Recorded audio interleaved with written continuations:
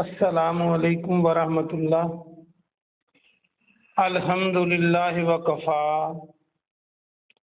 وسلام علی من لا نبی بعد۔ اللہ مہربان کے فضل و کرم سے ہمارا آج کا سبق سورہ آل عمران کی آیت نمبر 159 159 اینڈ 160 اور 161 ہوگا انشاءاللہ۔ اعوذ باللہ من الشیطان الرجیم، بسم اللہ الرحمن الرحیم۔ فبما رحمت من اللہ فاپس باسات ما جو رحمت پس رحمت سے، من اللہ اللہ کی طرف سے، پس اللہ کی طرف سے رحمت سے، لنتا تا کے معنی آپ، لن کے معنی نرم واقع ہونا، نرم مزاج واقع ہونا، لنتا آپ صلی اللہ علیہ وآلہ وسلم نرم واقع ہوئے ہیں، لہم ان کے لیے، ولو اور اگر، کنتا آپ ہوتے، تا کے معنی آپ، کن ہونا آپ کو پتہ ہے، کانا کن وغیرہ، فظن سخت دل، نیا لفظ ہے یاد کریں، غلیظ القلبی، غلیظ القلبی سنگ دل۔ آپ نے اردو میں مغلظ کا لفظ میم غائن لام زوئے سنا ہوگا، جو خوراک ہضم نہیں ہوتی اسے حکیم لوگ کہتے ہیں بڑی مغلظ ہے۔ تو یہ ہم تو اردو میں غلیظ کے معنی صرف یہی لیتے ہیں نا کہ جو برے انداز میں آخری حد پہ ہو، تو یہ کسی بھی انداز میں آخری حد پہ ہونے کو بھی غلیظ کہتے ہیں۔ غلیظ القلب سخت دل، لنفضوا لا تاکید کے لیے ہے، ضرور، لا لنفضوا واو الف جمع کی علامت ہے، ضرور وہ سارے منتشر ہو جاتے۔ یہ سورہ جمعہ میں بھی آپ نے پڑھا تھا، فضو بکھر جانا، منتشر ہو، من حولک آپ کے ارد گرد سے، کا کے معنی آپ، من سے ہول، ہول کو یاد رکھنے کے لیے ماحول، ارد گرد، گرد و پیش، فافو پس معاف کر دیجئے، درگزر کیجئے، وہی عفو و درگزر اردو کے لفظ، عنہم ان سے، واستغفر میں نے عشق کا بتایا تھا، لفین سے طلب کرنا، مانگیے، استغفار بخشش ان کے لیے مانگیے، طلب کیجیے، لہم ان کے لیے، وشاورہم اور مشورہ کیجیے ان سے، شاور کو میم شین واو رے مشورہ اردو کا اس سے بن رہا ہے، اگر الف کو نکال دے اور میم شروع میں لگا دے، فی الامر کاموں میں، فَإِذَا پھر جب، عزمتا آپ عزم کر لیں، آپ پکا ارادہ کر لیں، عزم عین دے میم، فتوکل پس توکل کیجئے، بھروسہ کیجئے، اللہ اللہ پر، اللہ المتوکل، اللہ اللہ پر، ان اللہ بے شک اللہ، یحب المتوکلین محبت کرتا ہے، پسند کرتا ہے بھروسہ کرنے والوں کو۔ اس کا با محاورہ ترجمہ سنیں، آپ اللہ کی رحمت کی وجہ سے نرم مزاج واقع ہوئے ہیں، نرم واقع ہوئے ہیں، آپ اللہ کی رحمت کی وجہ سے ان کے لیے نرم واقع ہوئے ہیں، اور اگر آپ سخت دل اور سنگ دل ہوتے تو یہ سارے آپ کے گرد و پیش سے بکھر جاتے، منتشر ہو جاتے، بس ان سے درگزر کیجئے اور ان کے لیے بخشش طلب کیجئے اور ان سے مشورہ کیجئے اور ان سے اپنے کاموں میں مشورہ کیجئے۔ پھر جب آپ پختہ ارادہ کر لیں تو اللہ پر بھروسہ کیجئے، اور اللہ بھروسہ کرنے والوں یعنی اللہ پر بھروسہ کرنے والوں کو پسند کرتا ہے۔ ینصرکم اللہ، ان اگر، ینصر کو دیکھیں تو نون صاد رائت میں موجود ہے، نصرت اردو کا لفظ مدد، کم تمہاری، اللہ اللہ سبحانہ و تعالیٰ، اگر اللہ سبحانہ و تعالیٰ تمہاری مدد کرے، فلا پس نہ، غالب آ سکے، غالب لکم تم پر، وَإِن يَخْذُلْكُمْ اور اگر وہ تمہیں چھوڑ دے،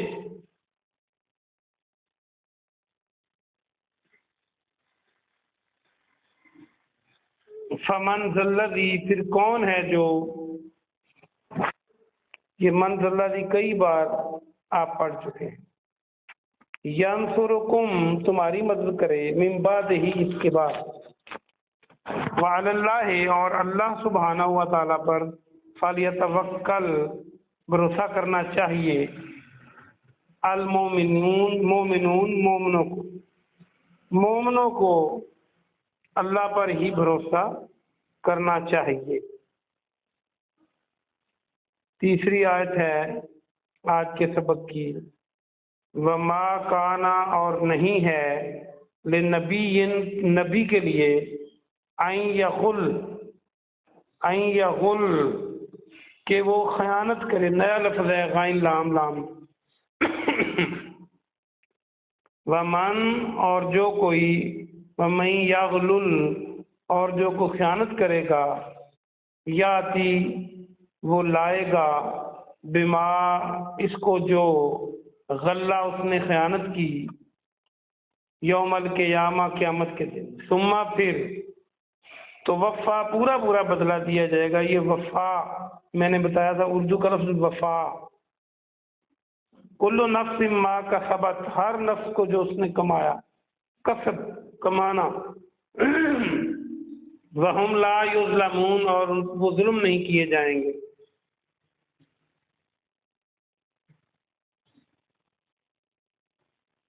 تو آئیے ہم اس کا بامحاورہ ترجمہ دیکھ لیں تاکہ ہم، میرے خیال دونوں آیتوں کا بامحاورہ ترجمہ ہم نے نہیں کیا، 60 اور 61 کا، تو پہلے 60 کا کرتے ہیں۔ اللہ فرماتا ہے کہ اگر اللہ تمہاری مدد کرے تو تم پر کوئی غالب نہیں آ سکتا، اور اگر وہ تمہیں چھوڑ دے تو پھر اس کے بعد تمہاری کوئی مدد نہیں کر سکتا، بس مومنوں کو اللہ پر توکل کرنا چاہیے۔ اور اگلی آیت 161، اور نبی کے لائق نہیں ہو سکتا کہ وہ خیانت کرے، اور جو کوئی خیانت کرے گا وہ قیامت کے دن اس خیانت کو لے کر آئے گا جو اس نے خیانت کی ہوگی، پھر پورا بدلہ ہر نفس کو دیا جائے گا جو اس نے کمایا ہوگا، اور وہ ظلم نہیں کیے جائیں گے۔ تو آئیے ہم تفسیر کی طرف آتے ہیں، آیت نمبر 159 کی طرف آ جائیے۔ اللہ سبحانہ و تعالیٰ اپنے پیارے نبی صلی اللہ علیہ وسلم کو یہ بتلا رہا ہے کہ جو آپ نرم دل ہیں، آپ کا دل مومنوں کے لیے اور بالخصوص اور باقی مخلوقات کے لیے بالعموم بہت ہی نرم ہے، یہ اللہ کی رحمت ہے۔ اور یہ ہمیں بتایا جا رہا ہے کہ دین کے داعی کو نرم دل ہونا چاہیے، اور اگر اللہ ایسی خوبی دے دے تو وہ انسان کا اپنا کمال نہیں، وہ اللہ کی رحمت ہے۔ ورنہ آپ نے آج کے معاشرے میں دیکھا کئی بڑے بہت ہی بڑے عالم جن کے علم پر انسان کو رشک آتا ہے، لیکن ان سے بات کریں تو وہ اس قدر سختی سے بات کرتے ہیں کہ نرمی نام کی چیز آپ کو وہاں سے نہیں ملتی۔ تو دل کا نرم ہونا داعی اسلام کے لیے بہت ضروری ہے، اور پھر یہ اللہ کی رحمت ہے۔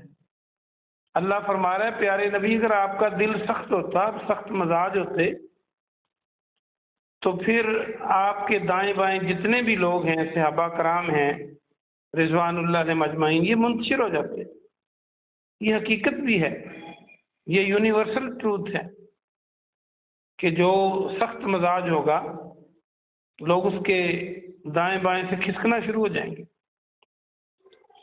ساتھ فرمایا کہ ان سے درگزر کیجئے، ان کے لیے معافی مانگیے، اور ان سے اپنے کاموں میں مشورہ کیجیے۔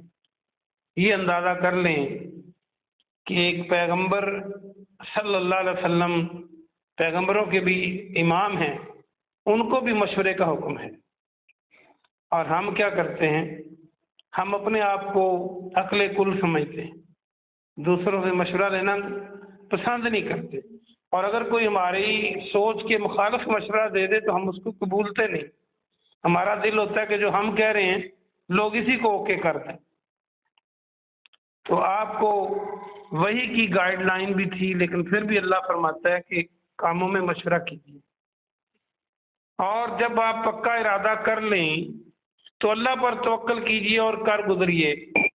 یہاں سے یہ بھی مسئلہ ثابت ہوتا ہے کہ جو امیر المومنین ہے یا جو اسلامی ریاست ہے وہ علم رکھنے والوں سے مشورہ کرے گا، لیکن فائنل اتھارٹی وہ خود ہے۔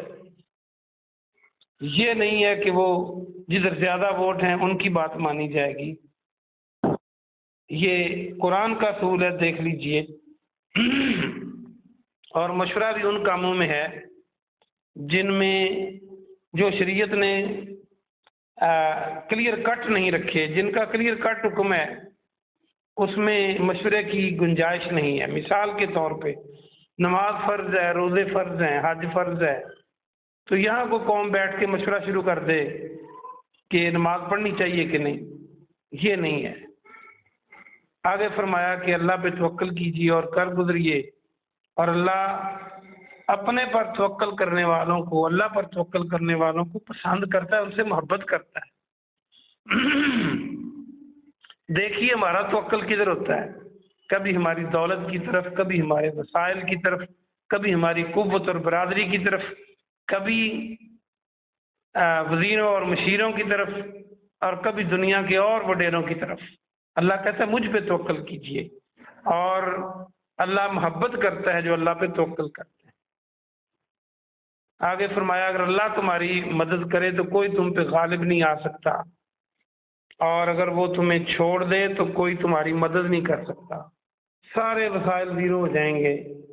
اب اندازہ کیجئے کہ اللہ کے علاوہ ہر قسم کی مدد کی اللہ نفی کر رہا ہے کہ اللہ نہ چاہے تو وہ نہیں کر سکتا، باپ بیٹے سے نہیں کر سکتا، ماں بیٹی سے نہیں کر سکتی، کیونکہ اللہ فرما رہا ہے۔ اور ہماری نظریں کہاں کہاں ہوتی ہیں، ہمیں سوچنا ہوگا۔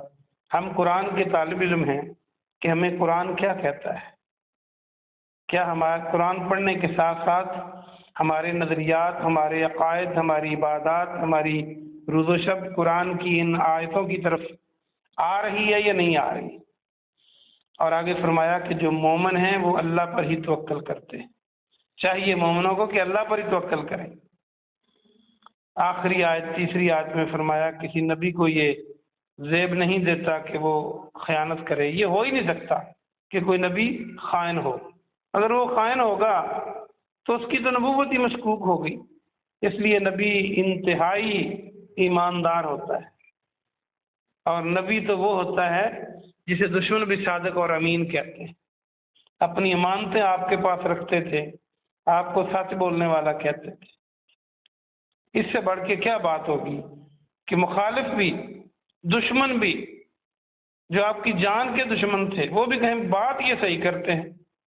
آپ کو یاد نہیں ہے جب آپ نے کہا تھا صفا پہاڑی پر کہ اگر میں کہوں کہ اس پہاڑی کے پیچھے ایک لشکر ہے جو تم پہ عنقریب حملہ کرنے والا ہے، تمہارا کیا خیال ہے؟ حالانکہ عرب کی سرزمین کو دیکھیں تو لشکر کیا